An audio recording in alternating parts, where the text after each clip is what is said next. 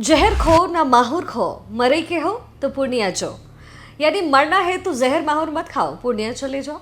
बिहार के मिथिलांचल में कभी ये कहावत काफी मशहूर थी और इस पहली लाइन से ही आप समझ गए होंगे कि आज बिहार का रण सीट टू सीट समीकरण में मैं जिस जिले की बात कर रही हूँ वो है पूर्णिया जिला। संभवतः भारत का सबसे प्राचीन जिला, बाद में इसे अलग होकर किशनगंज, अररिया जैसे कई जिले बने।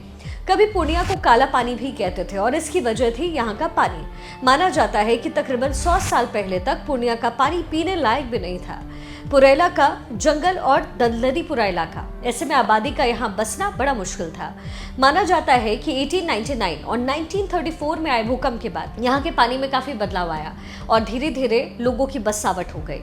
और वैसे कोसी, महानंदा और पनार नदियों की गोद में बसा हुआ ये जिला अपने प्राकृतिक सौंदर्य के लिए बड़ा मशहूर है। बिहार में सीमांचल प्रमंडल का हिस्सा पूर्णिया हिमालय की तराई में बसा हुआ है, इसलिए यहाँ पर इसे गरीबों का दार्जिलिंग कहते हैं। पूर्णिया पश्चिम बंगाल के पश्चिम दिनाजपुर जिले से सटा हुआ है और यहाँ बंगाली भाषी लोगों की संख्या अच्छी खासी है। तकरीबन 39% मुस्लिम आबादी वाला ये जिला सियासत की नजर से बेहद दिलचस्पी है और बाकी भी है।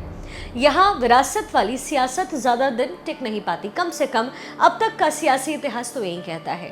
पप्पू यादव यहाँ से निर्दलीय सांसद हैं और इलाके में उनकी धमक और पकड़ बेहद मजबूत मानी जाती है। 1991 से 2024 के लोकसभा चुनाव तक पप्पू यादव यहाँ से 4 बार के सांसद बने। जहां तक बात विधानसभा चुनाव की है तो जिले में बिहार विधानसभा की 7 सीटें हैं। अमूर सीट पर 2020 में AIMIM के टिकट पर अख्तरुल इमाम ने जीत की पतंग उड़ाई। 22 सीट पर AIMIM के टिकट पर सैयद रुकनुद्दीन ने जीत की पतंग उड़ाई। कस्बा सीट कांग्रेस के खाते में गई और मोहम्मद आफाक आलम विधायक यहाँ से बने। बनमखी सुरक्षित सीट पर बीजेपी के कृष्ण कुमार ऋषि जीते। रुपौली से JDU की बीमा भारती, दमदाहा से JDU की लेशी सिंह और पूर्णिया सीट से बीजेपी के विजय कुमार खेमका जीते। जहां तक वोटों की गोलबंदी का सवाल है तो आमौर विधानसभा सीट पर SC वोटर्स की संख्या 4.1%, मुस्लिम वोटर्स तकरीबन 69.8%। मैसी सीट पर अनुसूचित जाति मतदाता 7.15%, मुस्लिम वोटर्स 64.3%।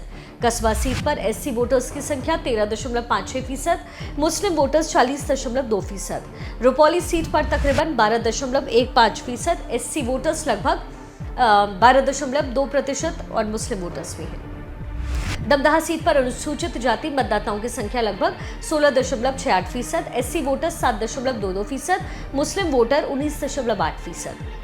पिछली बार के चुनाव नतीजों से साफ हो जाता है कि यहाँ लड़ाई कांटे की होती है। ये जिला महागठबंधन का गढ़ भी रहा, लेकिन पिछली बार AIMIM ने जिले की 2 सीटें जीतकर तेजस्वी यादव के महागठबंधन को बड़ा झटका दिया और तीसरी ताकत बनकर के भी उभरा। तो जाहिर है इस बार भी ओवैसी फैक्टर यह चुनाव के नतीजों को खासा प्रभावित कर सकता है, लेकिन पप्पू यादव का फैक्टर महागठबंधन के पक्ष में है, जो यहाँ से सांसद भी हैं और जिनका कद जिले में राजनीति की धारा को मोड़ने की पूरी ताकत रखता है।